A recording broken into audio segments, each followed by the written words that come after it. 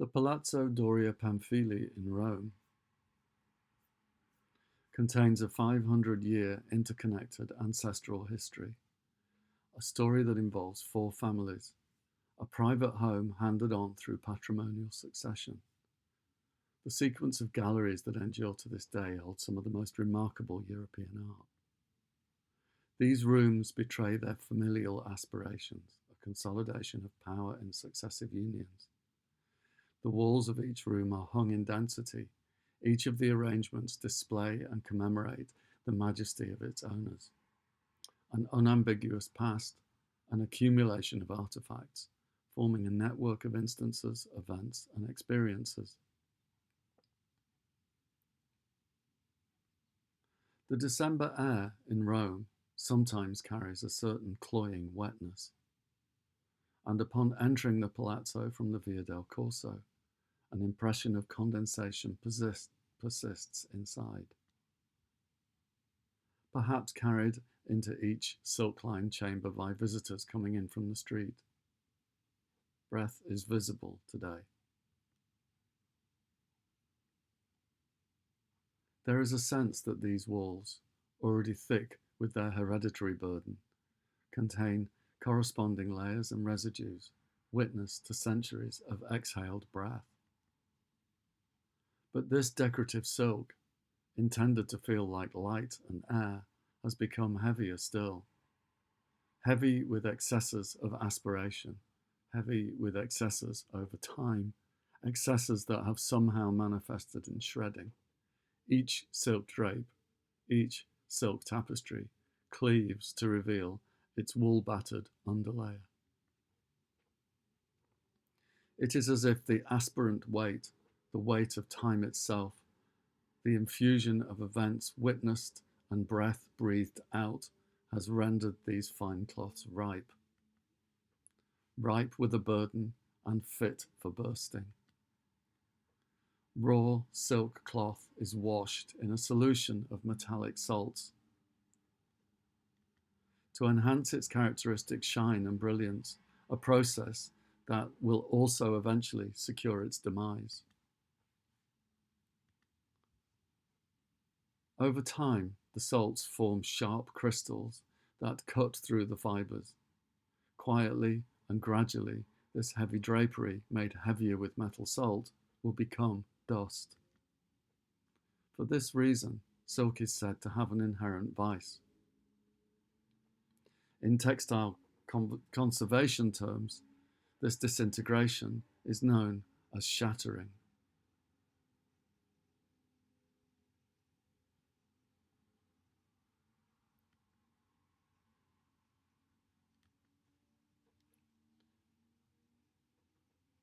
Woven silk fabric carries rich cultural and linguistic associations too.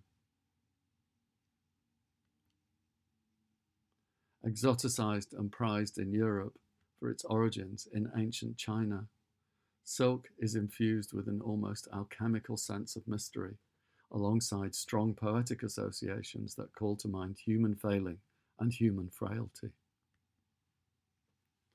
Beauty that falls literally into shreds, enacting a material hubris.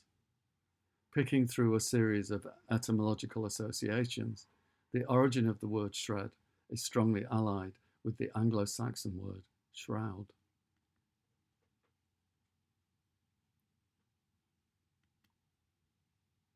Literally, a garment, and circulating around this idea are such words as vestment, dress, attire, and raiment, which themselves point at an array of cloth and ornament-related conditions associated with drapery, decoration, and embroidery.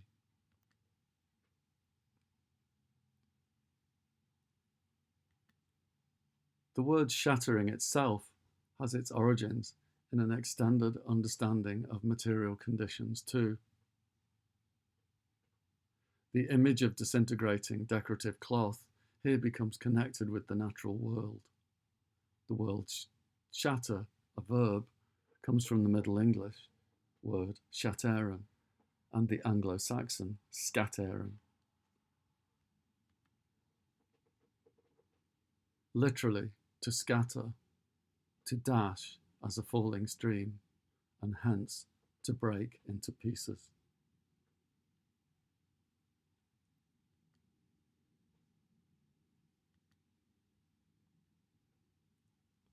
To dash, falling as a stream of water, as if it were a glassy column, becomes suggestive as much of an emotional condition as a material outcome. Falling, shattering onto rocks below, shattering into innumerable pieces that flash, fly, and falter. Shards of water become shards of light that disperse into the air, turning into spray and mist, evaporative and aspirational again.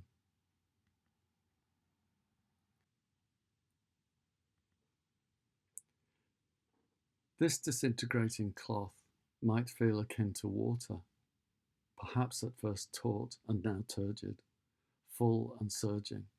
Water can be powerful, strong, and vehement.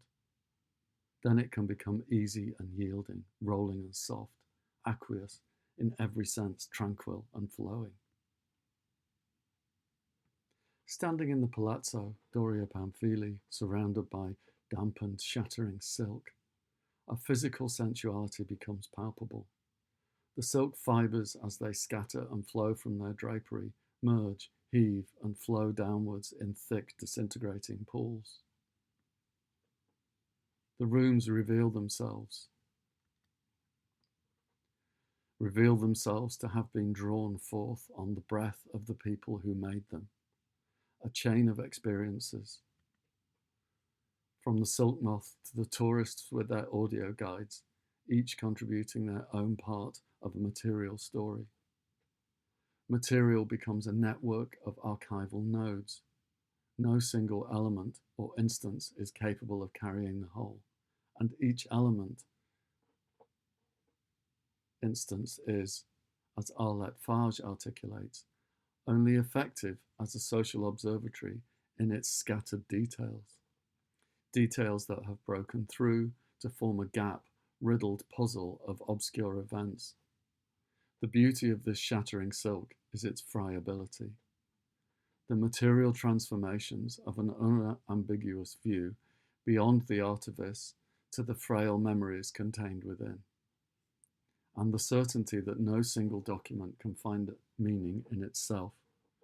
The beauty of this shattering silk is that it reminds us, like everything, it exists in the present, and like everything, it will turn to dust.